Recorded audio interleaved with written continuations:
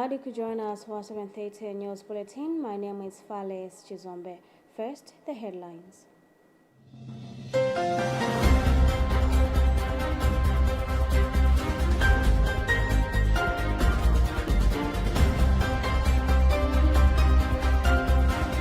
Padre Pio XIV offers prayers as typhoon ravages Asia.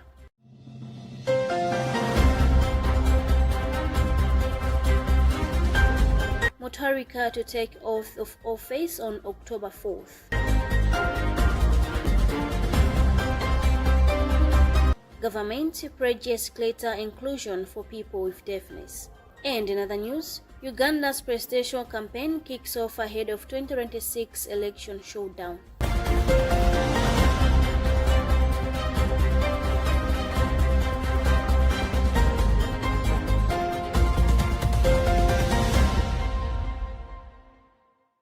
We do have the details to this and more. Stay with us.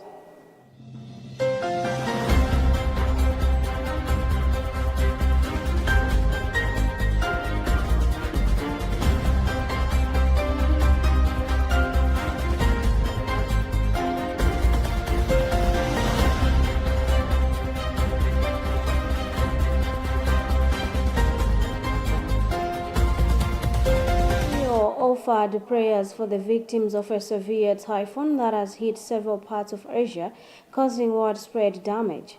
At the conclusion of the Mass for the Jubilee of Catechists in St. Peter's Square, the Pope paused before leading the traditional noonday Angelus to speak about the suffering caused by the typhoon. He referred to the storm as a very powerful typhoon that has brought significant hardship to many legions. We have a Vatican News report read by Padre Pio.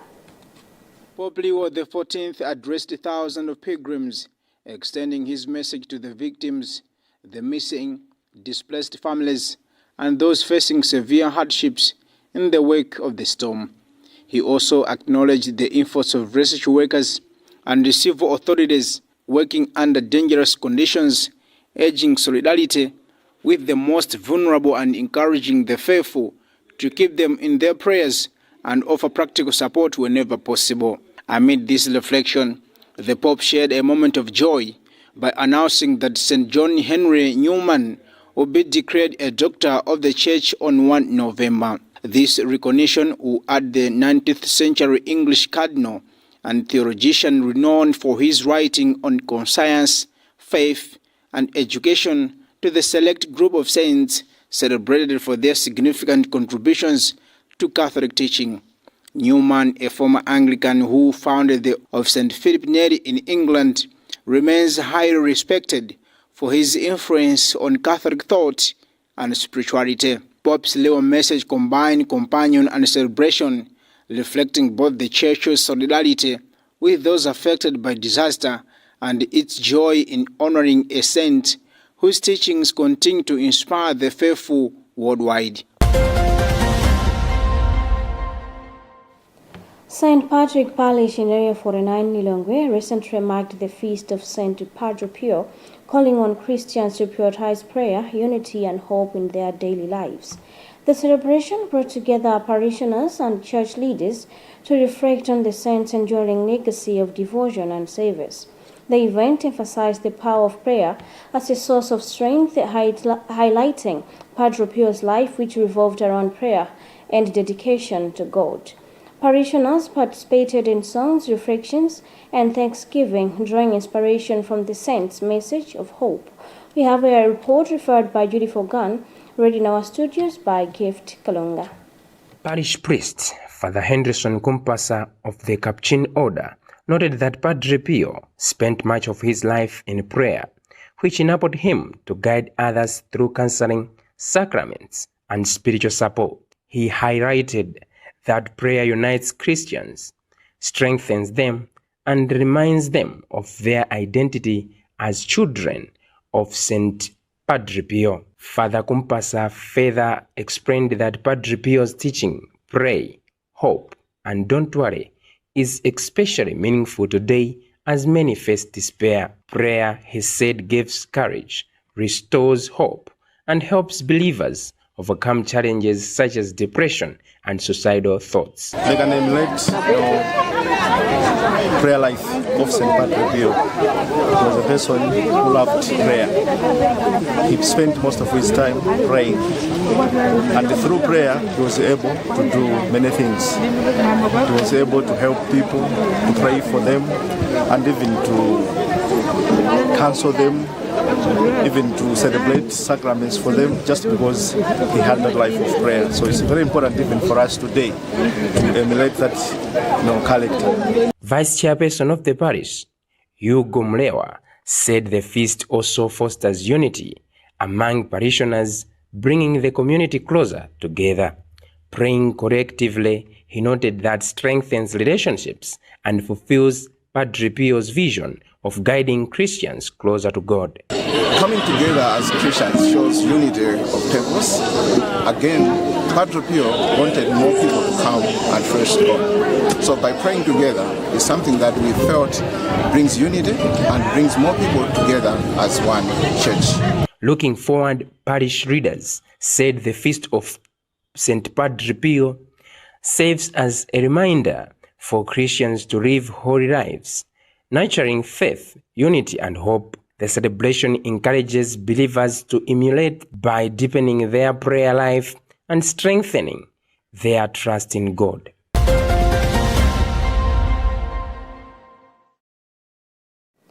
The Democratic Progressive Party, through its spokesperson Shadrack Namalomba, has announced that the swearing-in ceremony for President-elect Professor Peter Mutharika will take place on Saturday, 4th October in Blantyre.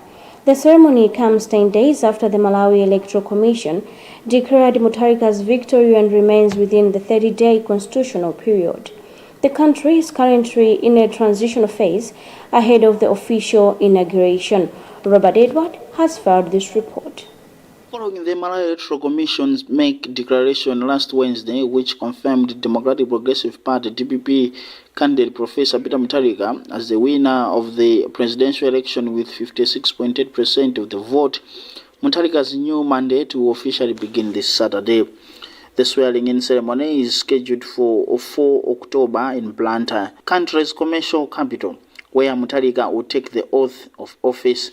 His spokesperson, Shadrack Namalomba, confirmed the plans to Luntha television, noting that further details will be shared in due course. MEC Chairperson Justice Annabel Mtalimanja explained that the Constitution allows for a minimum of 7 days between the declaration of results and the swearing ceremony, but the ceremony must occur within 30 days. For Mutharika, 4th October marks the 10th day since the results were announced. At a recent press conference in Blantyre, Mutharika also addressed the outgoing government's decision to move some institutions from Blantyre to Lilongwe, promising to review the rationale behind the move, which he said had negatively affected the private sector in Blantyre. With just 4 days to the ceremony, excitement is building among DPP supporters, and social media influencers have shared videos of suits shopping in preparation for the event. For Luntha, this is Robert Edward. Child rights activist Memory Ngosi has appealed to President-elect Professor Arthur Peter Mutharika to prioritize the protection of children's rights during his tenure in office. Ngosi made the statement in an interview, noting that children's rights have long been neglected, citing lenient court verdicts and delayed prosecutions as clear examples. We have a report filed by Charite Chiranga. Ngosi expressed concern that for several years, perpetrators of child rights violations have received lenient punishments, been acquitted, or first delayed court proceedings, undermining efforts to protect children.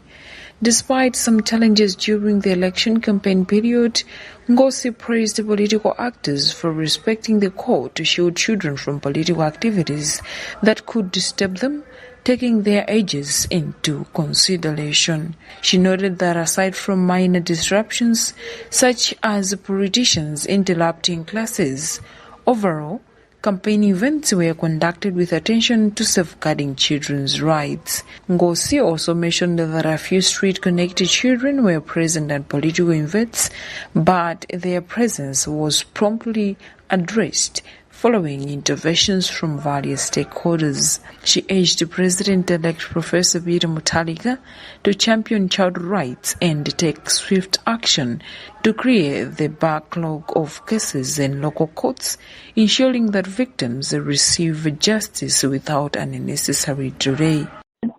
For the rights of children in the country, because the calls that have been making to our leaders to look and prioritize the issues that are emerging on the rights of children were not really being prioritized, and those calls were not really being heard. So when a leader decides to keep quiet or be silent when these issues are happening, it creates a gap of lawlessness. People now decide to do anything anyhow. And in a country like Malawi, where we are grappling with the issues of child abuse, we need a leader that has a strong will in ensuring that children are being protected, which we did not have in the past 5 years. Furthermore, Ngozi called for a collective effort among stakeholders and citizens to advocate for and to protect children's rights, emphasizing that the country cannot progress without securing the future of its young people. She condemned those who exploit children through labor or other forms of abuse, warning that offenders will face the full force of the law.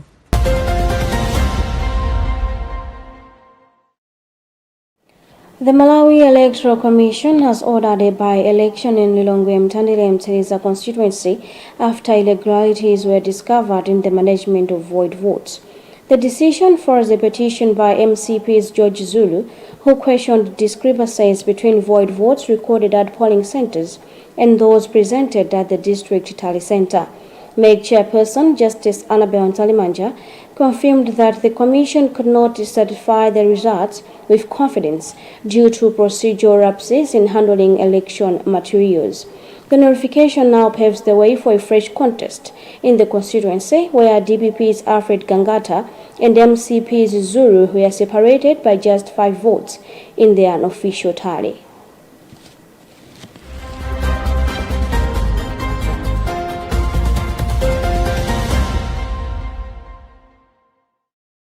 Remember, you're watching Luntha News, coming to you live from Bishop Neve Media Center in Area 2, Lilongwe. Before we proceed, another look at the headlines.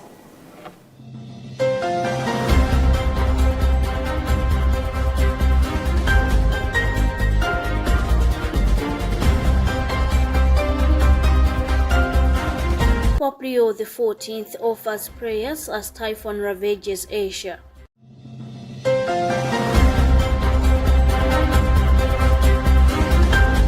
Mutharika to take oath of office on October 4th.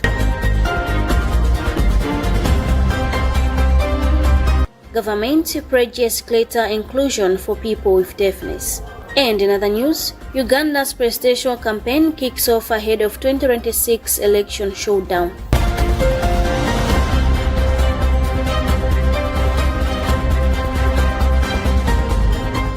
Moving forward, Principal Secretary for the Ministry of Gender, Community Development and Social Welfare, Dr. Luntha Sempere, has reiterated government's dedication to promoting equal rights and opportunities for people with deafness, stressing the importance of recognizing sign language in all sectors.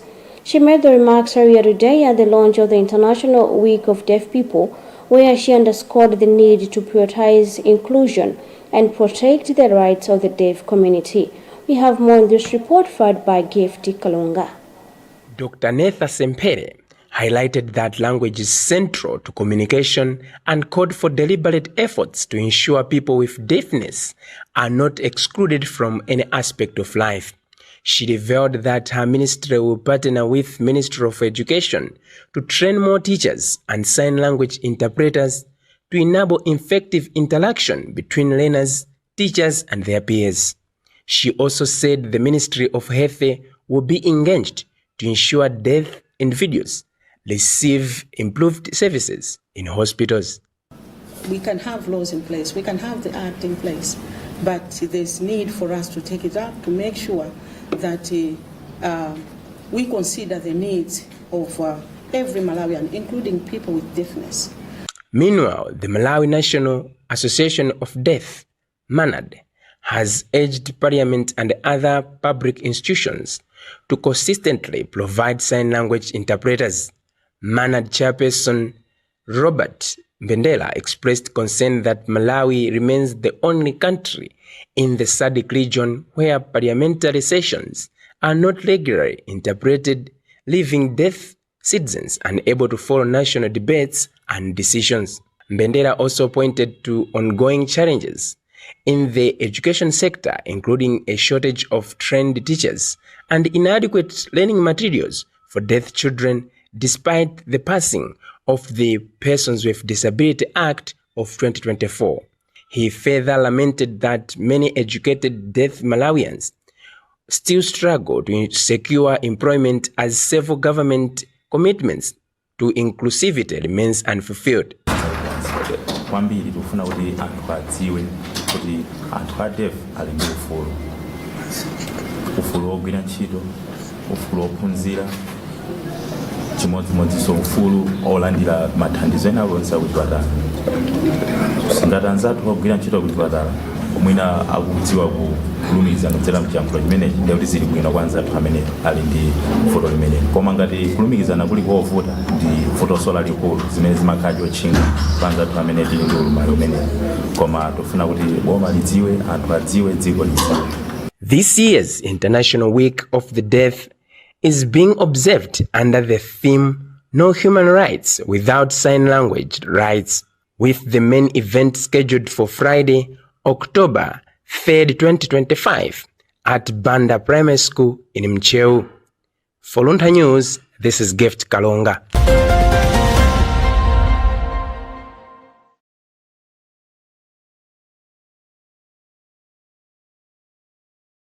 Network has urged the newly elected Democratic Progressive Party government under the leadership of President-elect Professor Peter Mutharika to prioritize improving the country's health services. Mayhen Executive Director George Jobe said for Malawi to achieve meaningful development, citizens must be healthy, which calls for significant investment in the health sector. He emphasized that better health services are the foundation for national growth. Emmanuel Chocha reports. Malawi is among the countries struggling with poor health service delivery, a challenge that continues to affect citizens when they fall sick. Many Malawians went to the polls on September 16, 2025 with hopes of electing leaders who would ensure access to quality health care alongside other development goals. In an interview, Jobe noted that the new government must focus on providing good quality health service by strengthening systems, improving facilities, and ensuring that the healthcare delivery is efficient and accessible. He further pointed out that President-elect Mutharika faces a huge responsibility of fulfilling the Abuja Declaration, which calls for government to allocate at least 15% of their national budget to the health sector. According to Jobe, improving the health sector will require joint efforts from government and stakeholders, stressing that collaboration is critical to overcoming persistent challenges such as staff shortages, inadequate medicines, and poor infrastructure. Our advice to the newly elected government, learning from even the COVID-19 period, when we noted that everything was shattered when the health sector was affected. So this must be done by ensuring that every Malawian, regardless of where they live, but must have access to quality and equitable health services. Mayhen believes that employing more healthcare workers, ensuring a consistent supply of medical equipment and medicines, and investing in better facilities will go a long way in improving Malawi health service delivery and meeting citizens' expectations for a healthier nation. For Luntha News, in Lilongwe, this is Emmanuel Chocha. The Ministry of Tourism has confirmed that the search and rescue efforts for 72-year-old South African tourist Gerhardus Albertus Jens Vans Lansbeck who went missing in Nyika National Park are ongoing. Ministry spokesperson Josephine Corsi stated that Van Rasbeck went missing on 17th July 2025, and although more than 2 months have passed, search operations continue around more than the clock. More months have passed, search operations continue around the clock, and Corsi emphasized that the government is fully committed to locating the missing tourist.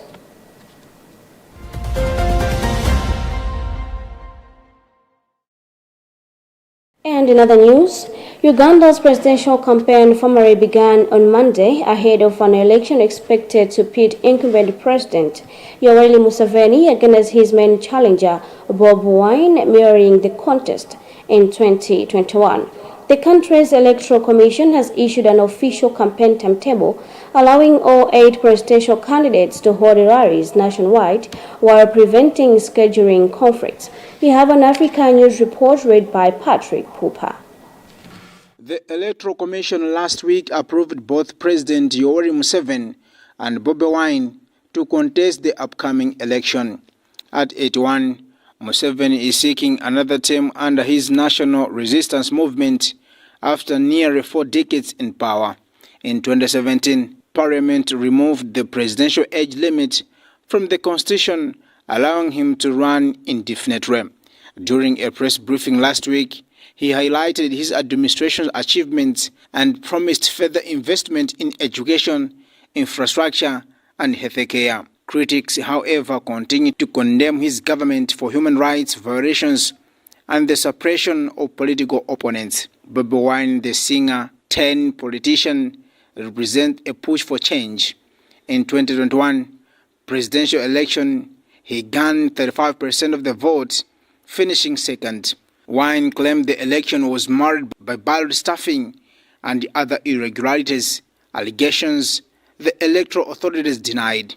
On Monday, Uganda Human Rights Commission chairperson Mariam Fuzati Wandanya called for a peaceful, free and fair election. She urged political leaders to avoid inflammatory language, security agencies to act professionally, and citizens to exercise their rights with respect and tolerance. Uganda's general election is scheduled for 12 January 2026. That's about what we had time for in this edition of the news. Before we leave you, another look at the headlines.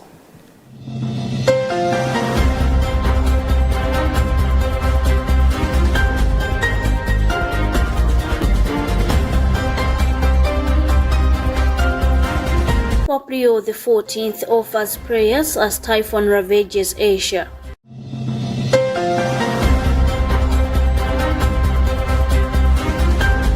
Mutharika to take oath of office on October 4th.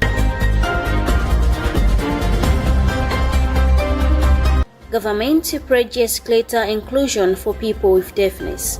And in other news, Uganda's presidential campaign kicks off ahead of 2026 election showdown.